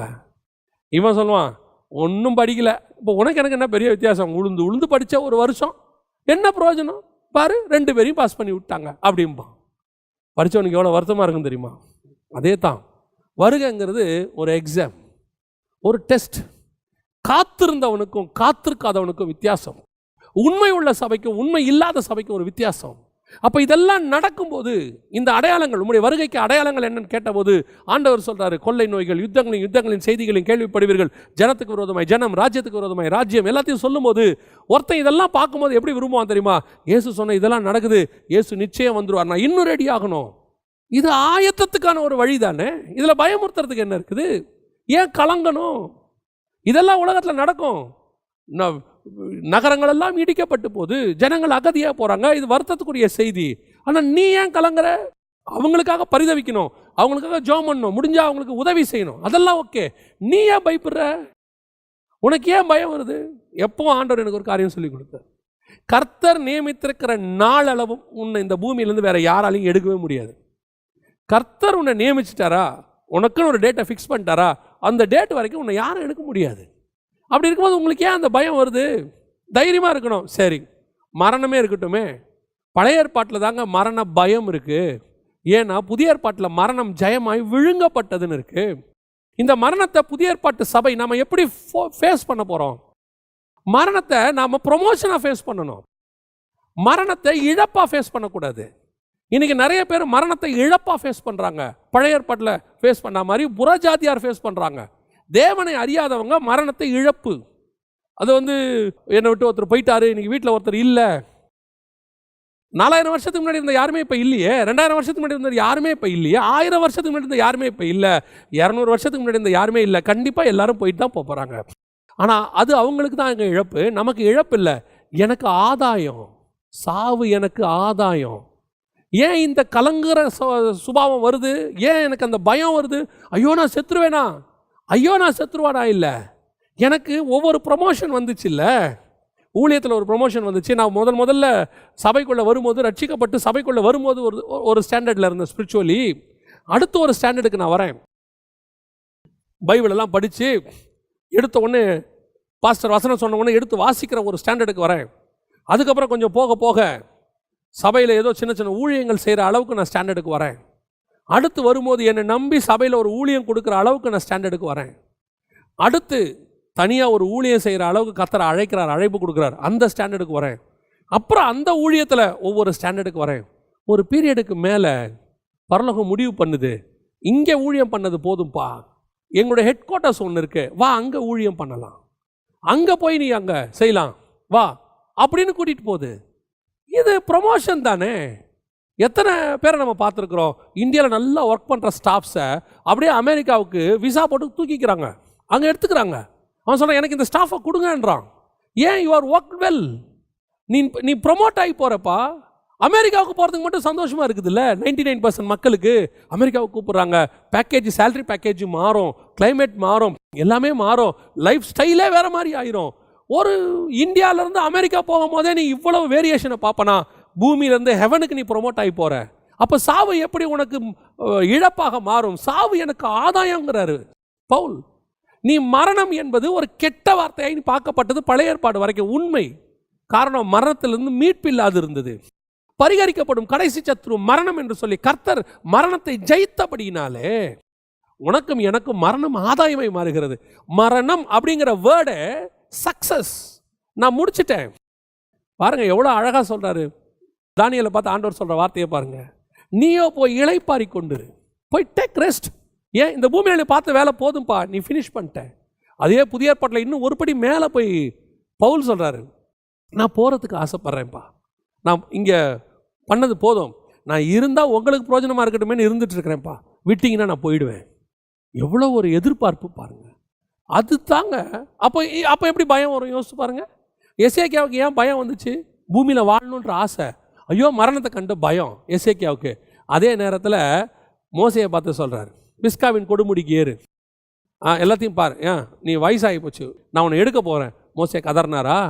ஆண்டவரே இவ்வளோ தூரம் கூட்டிகிட்டு வந்தோமே ஆண்டவரே, இன்னொரு 10 வருஷம் சேர்த்து கொடுத்து இவங்களை உள்ளே மட்டும் போக விட்டுருங்களேன். இல்லையே, கேட்கலையே. ஆரோனை பார்த்து சொல்கிறார், ஆரோன் வஸ்திரத்தை எடுத்து அவன் மகனாகிய எலியேசர் மேலே போடு, அவன் இந்த மலையில் மறிக்க போகிறான். ஆரோன் கதர்னானா? ஐயோ ஆண்டவரே என்ன இப்படி சொல்கிறீங்க? இல்லை, அவர்கள் ரெடியாக இருந்தார்கள். பழைய ஏற்பாட்டில் அப்படிப்பட்டவர்களே மரணத்தை ஏற்றுக்கொள்வதற்கு தயாராக இருப்பாரானால், புதிய ஏற்பாட்டில் மரணத்தை ஜெயமாய் விழுங்கின நீயும் நானும் எவ்வளவு தைரியமாக இருக்கணும். இன்னைக்கு முடிச்சா நாளைக்கு என் தேவனை நான் பார்க்க போகிறேன். இன்னைக்கு இந்த உலகத்தின் மக்களோடு என் சொந்தக்காரனோடு இருக்கிறேன், நாளைக்கு என் ஆவிக்குரிய மக்களோடு கூட என் பரலோக சொந்தமாகிய பரிசுத்தவான்களோடு நான் உட்கார போகிறேன். எவ்வளோ பெரிய ஆசீர்வாதம்! இந்த எதிர்பார்ப்பு வரணும்ல. கலங்காதபடிக்கு எச்சரிக்கையாயிருங்கள். எவ்வளோ அழகாக சொல்கிறாரு. ஏன் பயம்?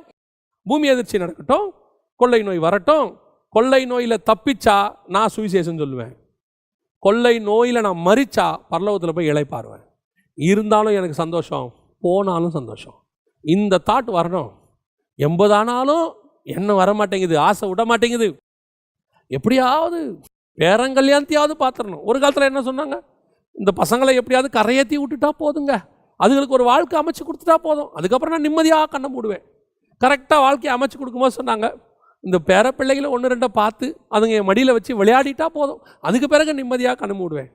அப்புறம் கொஞ்ச நாள் அப்படியே போச்சு. கொஞ்ச நாள் கழிச்சு இந்த பேர பிள்ளைகளை வளர்ந்த உடனே எப்படியாவது, அப்போ அந்த ஆசைக்கு முடிவே இல்லை பாருங்களேன். ஆசைக்கு முடிவே இல்லை. இன்னும் இங்கே இருக்கணும் இருக்கணும் இருக்கணும்னு ஆசை இருக்குது. அப்போ உனக்கு தேவனை பார்க்கணுங்கிற ஆசை வரவே இல்லை பாருங்க. அழகாக பரிசுத்தவான் பாடுறாரு, அழகா பரிசுத்த வாட்டி பாடுறாங்க, எஜமான் என் இயேசு முகம் தேடுவேன், என் கண் கர்த்தாவின் கரம் நோக்குமே. எப்போ நான் போய் உங்களை பார்ப்பேன் ஆண்டவரே, உங்கள் முகத்தை நான் பார்ப்பேன். ஒரு பரிசுத்த வாட்டி பாடுறாங்க, இன்ப இயேசு ராஜாவை நான் பார்த்தால் போதும், இன்னும் பேரப்பிள்ளையை பார்க்கணும், பேத்தியை பார்க்கணும், எதிர்காலத்தை பார்க்கணும் நீ நினச்சிக்கிட்டே இருந்தீன்னா உனக்கு கலக்கம்தான், மரணம் உனக்கு பயமாக தான் இருக்கும். என் தேவனை பார்க்கணுங்கிற ஆசை உனக்கு வந்துருச்சுன்னா மரணம் உனக்கு பயமாக இருக்காது, மரணம் உனக்கு ஆதாயமாக இருக்கும், மரணம் உனக்கு சந்தோஷமாக இருக்கும். அப்பாடா கடந்து போக போகிறேன், நாளைக்கு இந்நேரத்தில் பரதீசியில் பரிசுத்தவான்கள் மத்தியில் உட்கார்ந்து என் தேவனை நான் தரிசிப்பேன். எவ்வளோ பெரிய சந்தோஷம் பாருங்கள். இன்றைக்கி ஃப்ளைட்டு ஏற போகும்போது சொல்லிட்டு போவான், நாளைக்கு காலையில் அமெரிக்காவில் சாப்பாடுங்க. எத்தனை பேர் அப்படி சொல்லிட்டு போய் சந்தோஷமாக போவாங்க தெரியுமா? நாளைக்கு மார்னிங் எனக்கு பிரிட்டிஷ் பிரேக்ஃபாஸ்ட்டுங்க. அவனே அவனை சந்தோஷமாக டாட்டா காட்டிட்டு மேலே ஏறி போகிறான். பிரிட்டிஷ் பிரேக்ஃபாஸ்ட் சாப்பிட்றவனே, மறைவான மன்னாவை என் தேவனோடு கூட உட்கார்ந்து அங்கே சாப்பிட்றதும் எவ்வளோ பெரிய ஆசீர்வாதம். அதுதான் நமக்கு கர்த்தர் கொடுத்துருக்கிற பலன். கலங்காதபடிக்கு எச்சரிக்கையாக இருங்கள். என்ன வேணால் நடக்கட்டும், எத்தனை யுத்தம் வரட்டும், கொள்ளை நோய் வரட்டும், பூமி அதிர்ச்சி வரட்டும், ஜனத்துக்கு விரோதமாய் ஜனம் வரட்டும், இருந்தால் பூமிக்கு கர்த்தருக்காக நான் வேலை செய்வேன், போனால் கர்த்தரோடு கூட போய் அங்கே இருப்பேன். இந்த எண்ணம் உனக்கு வந்துருச்சுனாலே மரண பயம் வராது. இருந்தாலும் தோத்திரம், இல்லாவிட்டாலும் தோத்திரம். கடைசியாய் கர்த்தர் இன்னொரு காரியத்தையும் சொல்கிறாரு. 23-24 வசனம். அப்பொழுது இதோ கிறிஸ்து இங்கே இருக்கிறார், அதோ அங்கே இருக்கிறார் என்று எவனாகிலும் சொன்னால் நம்பாதேயுங்கள். நல்லா கவனிச்சுக்கொள்ளுங்க. இதோ கிறிஸ்து இங்கே இருக்கிறார், அங்கே இருக்கிறார் என்று சொன்னால் நம்பாதேயுங்கள். முதலாவது, வஞ்சியாதபடிக்கு எச்சரிக்கையாயிருங்கள். ரெண்டாவது, கலங்காதபடிக்கு எச்சரிக்கையாயிருங்கள். மூன்றாவது, சில காரியங்களை நம்பாதீங்கன்னு சொல்றாரு. அதை சொல்லிட்டு தான் கர்த்தர் சொல்றாரு, இதோ உங்களை முன்பதாகவே அறிவித்திருக்கிறேன். எதை நம்பக்கூடாது? 24 வசனம், அடுத்த வசனத்தில் சொல்றாரு, ஏனெனில் கள்ள கிறிஸ்துகளும் கள்ள தீர்க்கதரிசிகளும் எழும்பி கூடுமானால் தெரிந்து கொள்ளப்பட்டவர்களையும் வஞ்சிக்கத்தக்கதாக பெரிய அடையாளங்களையும் அற்புதங்களையும் செய்வார்கள். இது கடைசி, இது அடுத்த ஆபத்து. முதல்ல வஞ்சனை, உபதேச பிரச்சனை. ரெண்டாவது பயம். மூன்றாவது அற்புத அடையாளங்கள். இதை வச்சு உங்களை நம்ப வைப்பாங்கன்றார் ஆண்டவர். கூடுமானால் தெரிந்து கொள்ளப்பட்டவர்களையும் வஞ்சிக்கத்தக்கதான அற்புதங்கள். இந்த கடைசி காலத்தில் நான் சொல்கிறது, இந்த கொரோனாவுக்கு கொஞ்சம் முன்னாடி வரைக்கும் ஜனங்களை மோசம் போக்கின, வஞ்சித்த மிக முக்கியமான சம்பவங்களில் ஒன்று என்ன அப்படின்னு சொல்லி பார்த்தீங்கன்னு சொன்னால், இந்த அற்புத அடையாளம். சபைகள், நான் சொல்ல நல்லா கவனிச்சுக்கொள்ளுங்க, கொரோனாவுக்கு கொஞ்சம் முன்னாடி, இப்போ கொரோனாக்கு அப்புறம் சபை திறக்க ஆரம்பிச்சிருக்கு, ஃபுல் ஃப்ளெட்ஜாக திறந்த பிறகு இது நடக்கும். என்ன நடந்துச்சு அப்படின்னா, பொய்யான அற்புதங்கள், பொய்யான அடையாளங்கள் சபைகளுக்கு உள்ளேயே தெரிஞ்சிச்சு. கூடுமானால் தெரிந்து கொள்ளப்பட்டவர்களையும் வஞ்சிக்கத்தக்கதாக. அதாவது இந்த அற்புத அடையாளங்களை வைத்து இந்த ஊழியக்காரனையும் ஊழியங்களையும் நிர்ணயம் பண்ணுறவங்க தான் இதில் வஞ்சிக்கப்பட்டு போவாங்க. யார் வஞ்சிக்கப்பட்டு போவாங்கன்னா, இந்த அற்புதங்களையும் அடையாளங்களையும் வச்சு ஊழியத்தையும் ஊழியக்காரனையும் எடை போடுறவங்க, இவங்க தான் வஞ்சிக்கப்பட்டு போவாங்க. இது இந்த காலத்தில் இல்லை, அந்த காலத்துலேருந்து இருக்குது. இப்போ 2 பேரும் அற்புதம் செய்யணும், பாகால் தீர்க்கதரிசியும் செய்யணும், எலியாவும் செய்யணும். இப்போ 2 பேருமே போட்டி போடுறாங்க. அதில் எலியா செய்தது அற்புதம், வானத்துலேருந்து அக்கினி இறங்குச்சு. இப்போ நீங்கள் பாருங்கள், வெளிப்படுத்தல் 13:13 வாசிச்சு பாருங்கள். பிசாசு என்ன செய்யுது நாங்கள் வசனம் சொல்லுது, வானத்திலிருந்து அக்கினியை இறங்க பண்ணத்தக்கதாக பெரிய அற்புதம் செய்கிறது. பிசாசு பழைய ஏற்பாட்டில் பார்த்துச்சு, அங்கே அந்த இடத்துல ஒரு காம்படிஷன். அந்த காம்படிஷனில் பாகால் தீர்க்கதரிசிகள் வச்ச போட்டி என்னன்னா, அக்கினி இறக்கிறது. கர்த்தர் என்ன பண்ணிட்டாரு, எலியா சொன்னால் இறங்கும், அவங்க சொன்னால் இறங்காதுன்னு அங்கே ஒரு கண்டிஷன் போட்டதுனால, அக்கினி இறக்குற தேவனே மெய்யான தேவன், வேற யாரும் இறங்காதபடி கர்த்தர் அங்கே தடுத்திருப்பார். அவ்வளோதான். ஏன்னா அதான போட்டி. அந்த போட்டியில் அன்றைக்கி அவர் ஜெயிச்சார். பிசாசு பார்க்குது, அந்த போட்டியை விட்டுருங்க, அது முடிஞ்சிச்சு, அடுத்த ரவுண்டு. இப்போ என்ன, இப்போ அக்கினி இறக்குனா இவங்க எல்லாம் நம்புவாங்க அப்படின்னு ஒரு முடிவு வந்த உடனே பிசாசு பார்க்குது, இப்போ அக்கினி இறக்குது. இப்போ நம்மால் என்ன நினைக்கிறான், அப்போ அக்கினி இறக்குற தேவன் தான் மெய்யான தேவன் அங்கே சொன்ன, அது அங்கேக்கு மட்டும், அது அந்த இடத்துல நடந்த போட்டி, அது அன்னையோட முடிஞ்சிருச்சு. அதுக்கப்புறம் அக்கினி இறக்குறவங்க எல்லாருமே மெய்யான தேவன் அர்த்தம் கிடையாது. இப்போ புரியுதா எதுக்கு சொல்ல வர? அன்னையிலேருந்து பிசாசு இப்போ ப்ரொமோட் ஆயிடுச்சு. அவன் பார்க்குறான், அன்னைக்கு முடியலையா, இன்னைக்கு அவனால் முடியுது. இன்னைக்கு அற்புதங்களையும் அடையாளங்களும் அவன் செய்கிறான். எப்படி செய்கிறான்? அன்றைக்கி நம்ம என்ன 4000 வருஷத்துக்கு முன்னாடி நம்ம ஆட்கள் என்ன பண்ணாங்களோ அதை இப்போ அவன் பண்ணுறான். நம்ம ஆட்கள் என்றைக்கோ 2000 வருஷத்துக்கு முன்னாடி நம்ம ஆண்டவர் கண்களை குருடாக இருந்தவங்களை பார்க்க வச்சாரு, செவிடர்களை கேட்க வச்சார். இப்போ பிசாசுன ஆட்கள் அதை செய்கிறாங்க. அன்னைக்கு நம்ம ஆண்டவர் என்னென்ன பண்ணாரோ அதை இன்னைக்கு இவங்க பண்ணுறாங்க. அப்போ இப்போ பண்ணுறவங்க எல்லாருமே தேவனுடைய பிள்ளைகளா? அதான் ரொம்ப முக்கியம். அற்புதங்களை வச்சு டிசைட் பண்ணக்கூடாது. ஒன்று தெரிஞ்சுக்கொள்ளுங்க, நம்மை சாராதவர்களும் அற்புதம் செய்வார்கள். ஃபர்ஸ்ட் பாயிண்ட், நம்மை சாராதவர்களும் அற்புதம் செய்வாங்க. சீஷர்கள் போய் இயேசுகிட்ட சொல்கிறாங்க, ஆண்டவரே நம்மை சாராத ஒருத்தர் நம்முடைய நாமத்தினால அற்புத அடையாளங்களை செய்கிறான். அப்போ அவன் எப்படி செய்கிறான்? நாம வேணால் இயேசுவாக இருக்கும், ஆனால் சொல்கிற ஆள் யார்? நம்மை சாராதவன். இப்போ ஆண்டவர் என்ன சொல்கிறாரு? அவன் நமக்கு தூரமானவன் இல்லை, ஆனால் நமக்கு கிட்டையும் இல்லை. நம்ம கிட்ட இல்லை, அவன் ரொம்ப கொஞ்சம் தூரத்தில் இருக்கான். அவன் அப்படியே விட்டுருங்க, அவனை எதுவும் டிஸ்டர்ப் பண்ணாதீங்க, விடு போட்டோன்ட்டார். அதான் அவன் வேலை, அவன் செஞ்சுட்டு போகிறான். அப்போ பிசாசுகள் அற்புதங்களை செய்யுது, நம்மை சாராதவனும் அற்புதம் செய்வான். அற்புதம் செய்கிறவன் எல்லாம் நம்மால் கிடையாது, நம்மை சாராதவனும் அற்புதம் செய்வான். ரெண்டாவது, சீஷர் அப்போஸ்தலர்கள் போகிறாங்க, ஒரு அம்மா தீர்க்க தரிசனம் சொல்லுது, கரெக்டாக சொல்லுது. இவனே கன்ஃபியூஸ் ஆகிட்டான். பவுலே கொஞ்ச நாள் பார்க்குறான், அதுக்கப்புறம் தான் அவன் கடிஞ்சு கொள்கிறான். பவுலே ஏன் ஃபர்ஸ்ட் டே கடிஞ்சு கொள்ளலை? அவனுக்கு அது ஃபர்ஸ்ட் டே சொல்லும் போதே இது நான் நல்ல விஷயத்த சொல்லுதே, நமக்காக ஊழியம் பண்ணுற மாதிரி இருக்குதுன்னு யோசிச்சிருக்கணும். அதுக்கப்புறம் தான் தெரியுது, இல்லை இது பிசாசுடைய ஆள். அது பிசாசும் தீர்க்க தரிசனம் சொல்லும் பாருங்களேன். எரேமியா ஆண்டவர் தீர்க்க தரிசனம் சொல்கிறாரு, அதுக்கு ஆப்போசிட்டாக வந்து இன்னொருத்தன் தீர்க்க தரிசனம் சொல்கிறான். அவன் சொன்னவனே எரேமியா சொல்கிறான், நீ சொல்கிறபடி நடந்தால் நல்லா தான்ப்பா இருக்கும். எரேமியாவே அவனை நம்புற மாதிரி ஆகிட்டார். அப்புறம் தான் ஆண்டவர் சொல்கிறார் எரேமியா பார்த்து, அவன்கிட்ட போய் சொல்லு, இனி அதை இரும்பாக மாத்துறேன்னு சொல்லு, போ கடினமாக மாத்துறேன். அப்போ அவன் சொன்னது பொய்யான தீர்க்க தரிசனம். ஒரு ராஜா இருக்கிறான், ராஜா கூப்பிட்டு சொல்கிறான், இப்போ தீர்க்க தரிசனம் கேட்க போகிறோம். அப்போ அங்கே ஒரு மெய்யான தீர்க்க தரிசனம் ஒருத்தன் வந்து சொல்கிறான், இவங்களெல்லாம் வஞ்சிக்கிறதுக்கு பரலோகத்தில் ஆண்டவர் கேட்டாராம்மா, இவங்களை என்ன பண்ணலான்னு. அப்போ ஒருத்தன் சொன்னான் பரலோகத்தில், நான் பொய்யின் ஆவியாக போய் அங்கே இருந்ததில் யார் தெரியுமா? எல்லாம் அங்கே தீர்க்கதரிசி. அப்போது பிசாசுகளும் தீர்க்க தரிசனம் சொல்லும், பிசாசுகளும் அற்புதங்களை செய்யும், நம்மை சாராதவர்களும் அற்புதங்களை செய்வாங்க. இதுக்கு ஆதார வசனம் வெளிப்படுத்தின விசேஷம் 16:13 சொல்லுது, வலுசர்ப்பத்தின் வாயிலும் கள்ள தீர்க்கதரிசியின் வாயிலும் மிருகத்தின் வாயிலும் இருந்து தவளைகளுக்கு ஒப்பான 3 அசுத்தாவிகள் புறப்பட்டு வர கண்டேன், அவைகள் அற்புதங்களை செய்கிற பிசாசின் ஆவிகள். எவ்வளோ தெளிவாக இருக்கு பாருங்க. அப்போ பிசாசின் ஆவிகள் அற்புதங்களை கடைசி காலத்தில் செய்யும். ஆண்டவர் சொல்றாரு, நம்பாதீங்கள். ஏன் அற்புத அடையாளத்தை வச்சு நம்பாதையா? அது பிசாசுடைய ஆளு. அற்புத அடையாளம் செய்கிறவன் எல்லாம் நம்ம ஆளு கிடையாது, கூடுமானால் தெரிந்து கொள்ளப்பட்டவர்களையும் வஞ்சிக்கத்தக்கதாக. அதுதான் ரொம்ப ஆச்சரியம். யோசித்து பாருங்க, எவ்வளோ அற்புத அடையாளங்களை சபைகளுக்குள்ள பொய்யா சொல்லி ஜனங்களை வஞ்சித்தது எத்தனை பேர்.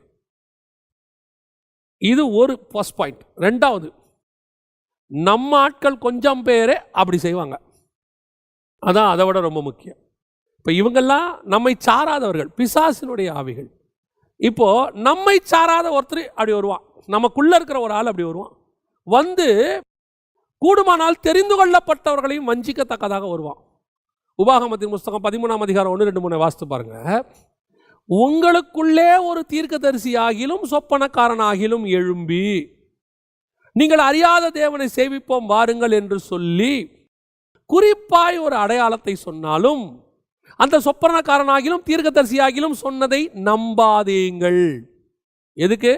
உன் தேவனாகிய கர்த்தரிடத்தில் முழு இருதயத்தோடும் முழு ஆத்மாவோடும் முழு பலத்தோடும் நீ அன்பு கூறுகிறாயோ இல்லையோ என்று அவர் உங்களை சோதிக்கிறார்னு இருக்கு.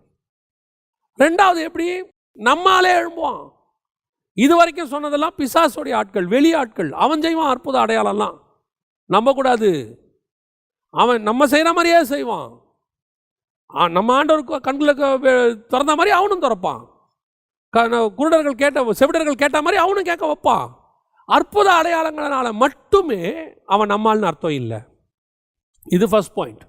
செகண்ட் பாயிண்ட், நம்மாலும் செய்வான், ஆனால் செய்கிறவன்லாம் நம்மளாக இருந்தாலும் அவன் சொல்கிறது வேதத்துக்கு உட்பட்டு இருக்குதான்னு நீ பார்க்கணும். அதான் முக்கியம். ஏன்னா கூடுமானால் தெரிந்து கொள்ளப்பட்டவர்களை வஞ்சிக்கத்தக்கதாக உங்களுக்குள்ளே ஒரு சிலர் எழும்புவார்கள். உங்களுக்குள்ளேயே எழும்புவாங்க, வருவான்.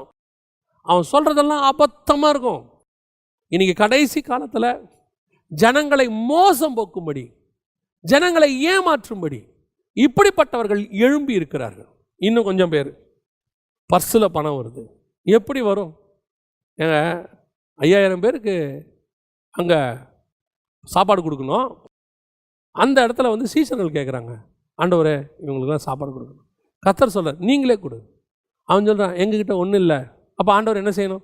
உன்னுடைய கையை பையில் போடு, இதோ ரோமர் பணம் வரும் எடுத்துக்கோ, அரசாங்க பணம் வரும் எடுத்துக்கோ, கொண்டு போய் அப்பத்தை வாங்கிட்டோம் சொல்லணுமா இல்லையா?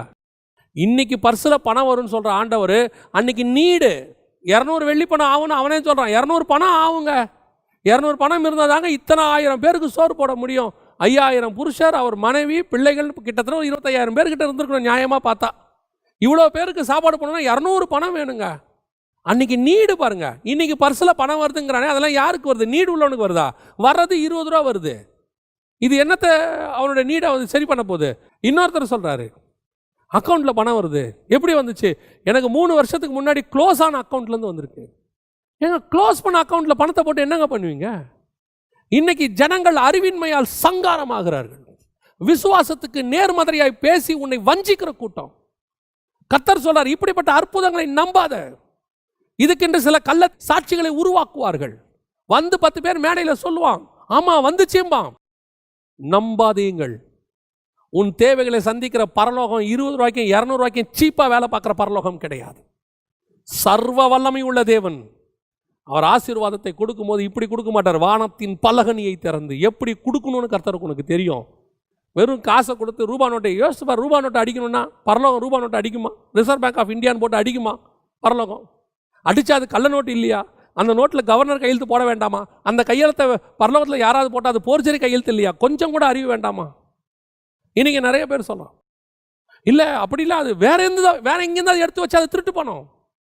பேங்க்ல இருந்தே எடுத்து கொண்டு உன் பர்ஸில் வச்சு அதுக்கு பேர் திருட்டு பணம். கர்த்தர் அப்படி எப்படிங்க கிரியை செய்வார்? அவன் சொல்கிறான், இந்த மாதிரி இவங்க சொல்கிறதுக்கே நீங்கள் இவ்வளோ சொல்கிறீங்க. அவ்வளோ உண்மையும் உத்தமாய் ஊழியம் செய்த இயேசு கிறிஸ்துவுக்கு அடுத்த ஸ்தானத்தில் இருக்கிற பவுல் சொல்கிறான், பசியோ பஞ்சமோ பட்டயமோ நிர்வாணமோ, பசியில் இருந்திருக்காங்க. அவன் பசியில் இருக்கும்போது அவனுக்கு கிடைக்காத பணம் இன்னைக்கு ஏசி காரில் வந்து இறங்கி ஏசி ஆஃபீஸில் ஏசி சர்ச்சில் உட்காந்துருக்கிறவனுக்கு அந்த பணம் பர்ஸில் வருதா? எது நீடு? இன்னைக்கு மிஷினரிக்கு காட்டுக்குள்ள தேவையில்லாத பணம் இவங்களுக்கு தேவைப்படுதா?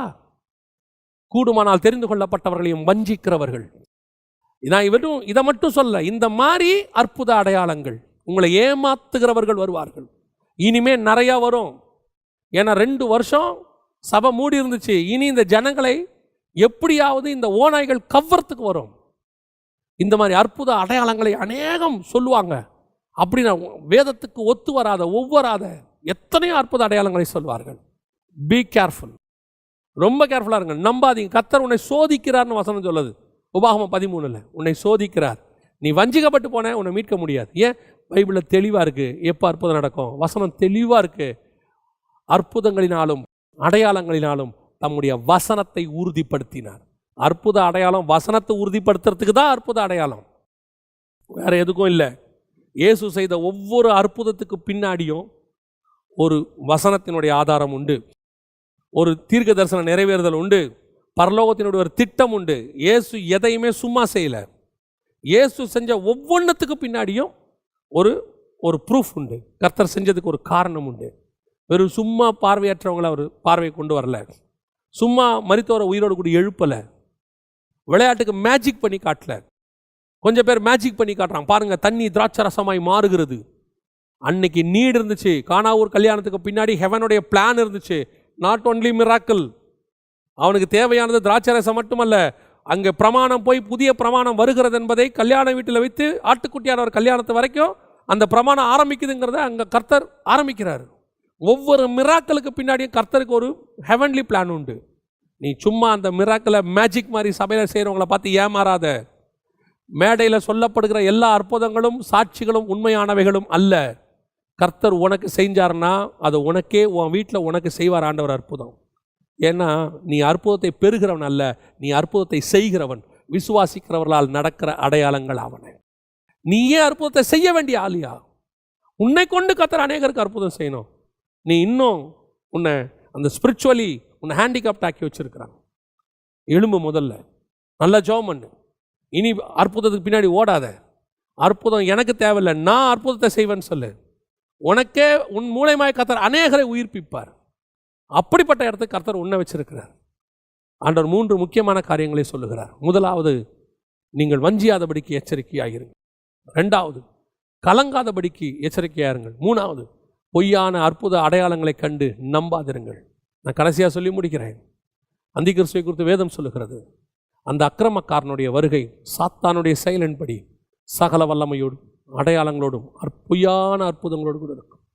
பிசாசு செய்கிற அற்புதங்கள், சிலர் செய்கிற அற்புதம்லாம் பொய்யான அற்புதம், இழிவான இச்சை, ஆதாயம். இயேசுநாதர் அந்த இடத்துல போயிட்டு கல்யாண வீட்டில் அற்புதம் செஞ்சாருன்னா அதுக்கு பின்னாடி ஒரு கூட்டத்துக்கு ஆதாயம் இருந்துச்சு. இங்கே யாருக்கு ஆதாயம்? இங்கே தண்ணியை திராட்சரசமாக மாத்திரான் சர்ச்சில். யாருக்கு ஆதாயம்? யார் கேட்டா? அதில் யாருக்கு ஆதாயம் தெரியுமா? அதை செய்கிற ஊழியக்காரனுக்கு ஆதாயம். ஏன்னா அவருக்கு பவர் இருக்குதுன்னு காட்டுறாரு. அதை தவிர்த்து வேறு ஒன்றுமே இல்லை. அந்த தண்ணியால் வேறு என்ன பிரயோஜனம்? அவ்வளோதான். அதை வச்சு அவர் காட்டுறாரு. நிறைய ஊழியர்கள் அப்படித்தான். கட்டி மறையுது, அது மறையுது. இதனால் யாருக்கு பிரயோஜனம்? அந்த பெருகிறவனுக்கு பிரயோஜனம். அடுத்து இவருக்கு பிரயோஜனம். இவர் ப்ரொபகண்டா. நான் சொல்கிறேன், கர்த்தர் உன்னை அப்படிப்பட்டதான இழிவான இச்சை காரியங்களுக்கு அழைக்கலை. கர்த்தர் உன்னை அழைச்சது பெரிய நோக்கம். உன்னை கொண்டு கர்த்தர் பெரிய காரியங்கள் செய்வார்.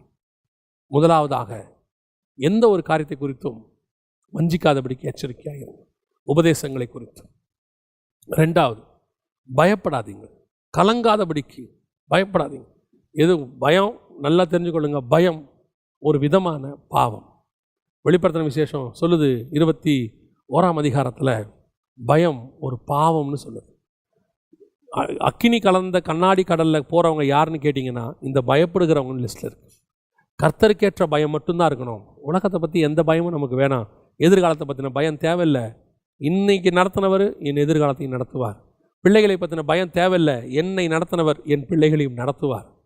ஆகாரத்தை குறித்து பயம் இல்லை. நேற்று எனக்கு சாப்பாடு கொடுத்தார், இன்றைக்கி சாப்பாடு கொடுத்தார், நாளைக்கும் கொடுப்பார். அழைத்தவர் உண்மை உள்ளவர், அவர் முடிவு பரியந்தம் நடத்த உண்மை உள்ளவர். சிலரெல்லாம் எவ்வளோ காரியம் செஞ்சுட்டு வந்தாலும் முறுமுறுக்கிறது. இங்கேருந்து கூட்டிகிட்டு போவார், கூட்டிகிட்டு போகிற போது ஆண்டவர் செஞ்சாருன்னா ஆண்டவர் செஞ்சிருவார். அங்கே போன பிறகு ஆண்டவர் செஞ்சார். ஏன்னா உன்னை கூட்டிகிட்டு வந்ததே அற்புதம் இல்லையா? உன்னை இது வரைக்கும் நடத்துனதே அற்புதம் இல்லையா? இன்னும் ஆண்டவர் செய்வாரா? ஆண்டவர் செய்வாரா? இதுதான் இஸ்ரவேலில் முறுமுறுத்தது, பயம். அந்த பயம் இன்னைக்கு இருக்கு. பயப்படாதீங்க, தைரியமா இருக்கு, கலங்காதபடிக்கு எச்சரிக்கையாயிருங்கள். கடைசியாய், இப்படிப்பட்ட பொய்யான அற்புத அடையாளங்கள் நடக்கும், நம்பாதீங்கள். இவைகளை கர்த்தர் உங்களுக்கு முன்பதாகவே அறிவித்திருக்கிறார். இதெல்லாம் கடைசி காலத்தில் வஞ்சிக்கிற காரியம். இப்போ வஞ்சிக்க தொடங்குது, இனி வரப்போகுது. அதுக்கு தான் இந்த எச்சரிப்பு செய்தி. இந்த எச்சரிப்பு செய்தி எதுக்காகனா, இது வரைக்கும் நடந்ததில்லை, இதெல்லாம் நடந்துச்சு, இனி 2 மடங்காக நடக்கும். முன்னிலைமையை காட்டிலும் பின்னிலைமை மோசமாக இருக்கும். வஞ்சிக்கிறவங்க எல்லா பக்கமும் எழும்புவாங்க. கர்த்தர் உங்களுக்கு இப்பொழுது முன்பதாகவே அறிவித்திருக்கிறார். நம்ம ஜெபம் பண்ணுவோமா?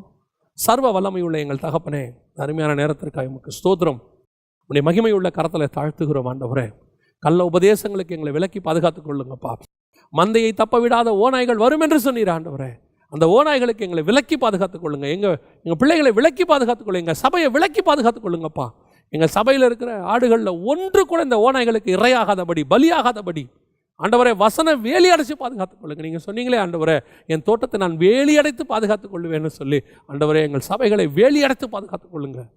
ரத்தம் சிந்தி சம்பாதித்த ஆத்துமாக்களில் ஒன்று கூட ஓநாய்க்கு பலியாயிடக்கூடாதுப்பா. ரெண்டாவது ஆண்டவரே, நடக்கிற சம்பவங்கள், நடக்க போகிற சம்பவங்கள், இதுவரைக்கும் நடந்ததை பார்க்கிலும் கொடூரமான சம்பவங்கள் பூமியில் நடக்கும்போது எங்கள் இருந்தையும் சோர்ந்து போகாதபடிக்கு, கலங்காதபடிக்கு ஆண்டவரே நீங்கள் சொல்லி இருக்கிறீங்கப்பா, கலங்காதபடிக்கு எச்சரிக்கையாக இருங்கன்னு சொல்லி, நாங்கள் கலங்காதபடிக்கு எச்சரிக்கையாக இருக்க கர்த்தர் எங்களுக்கு கிருபை பாராட்டும். ஆண்டவரே, எங்களுக்கு பாதுகாவலாக நீர் இருக்கிறீர், கண்மலை இருக்கிறது, எங்களுக்கு முன்பாக கடந்து போகிறீர் ஆண்டவரே. நாங்கள் ஜீவனோடு கூட இருந்தாலும் தேவனுக்கென்று, எங்கள் ஜீவன் மறைந்தாலும் தேவனுக்கென்று, சாவு எங்களுக்கு ஆதாயம் என்று தைரியமாய் சொல்லத்தக்கதாய் எங்களுடைய சரீரங்களை, ஆவி ஆத்மாவை பலப்படுத்துங்கப்பா. கடைசியாய் ஆண்டவரே, எங்களை சுற்றிலும் நடக்க போகிற பொல்லாத பொய்யான அற்புதங்கள், அந்தி கிறிஸ்துவின் ஆவியினால் நடக்க போகிற அற்புதங்கள், கள்ள தீர்க்கதரிசிகளால் நடக்க போகிற அற்புதங்கள், கள்ள கிறிஸ்துகளினால் நடக்க போகிற அற்புதங்கள், இவைகள் எல்லாவற்றையும் முறிய அடிக்க எங்கள் மக்கள் இதை நம்பாதபடிக்கு ஆண்டவரே இந்த டெஸ்ட்டில் பாஸ் பண்ண கர்த்தர் கிருபை பாராட்டும். திருச்சபை உமக்கென்று தைரியமாக எழும்பி நிற்கட்டும் ஆண்டவரே. எங்கள் திருச்சபை எல்லாத்துக்கும் முன்பாக தோல்வி அடையாத திருச்சபையாக, எல்லா இடங்களிலும் எங்களை கொண்டு வெற்றி சிறக்க பண்ணுகிற என்று சொல்லுகிற திருச்சபையாக இருக்கட்டும். ஆசீர்வதியும் இயேசுவின் நாமத்தில் பிதாவே, ஆமென்.